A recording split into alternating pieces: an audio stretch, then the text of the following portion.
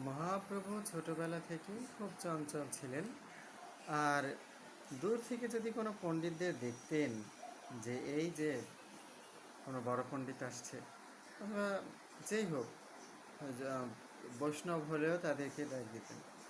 তখন এই টিকা জিজ্ঞাসা করতেন, বিভিন্ন টিকা জিজ্ঞাসা করে তাকে নিজেই ভুল প্রমাণিত করতেন, আবার নিজেই সঠিক প্রমাণ করতেন। আর সে সব সময় সবাইকে হারিয়ে দিতেন আর খুব আনন্দ পেতেন। হঠাৎ সেই নিমাই পণ্ডিত একদিন তার বাবার পিণ্ডক্রিয়া করতে কাশিতে গেলেন। কাশিতে গিয়ে বিষ্ণুপদচিহ্ন দর্শন করে তার প্রেমাশ্রু বহা শুরু করলো।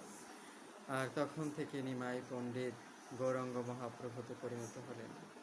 আর তখন থেকেই সে হা কৃষ্ণ হা গোবিন্দ বলে কান্নায় ভেসে পড়তেন বিষ্ণুপদচর দর্শন করতে। আপনারা যদি কখনো সৌভাগ্য আপনাদের হয়, গিয়ে অবশ্যই বিষ্ণুপদ চিহ্ন দর্শন করবেন, আপনাদেরও প্রেম উৎপন্ন হবে।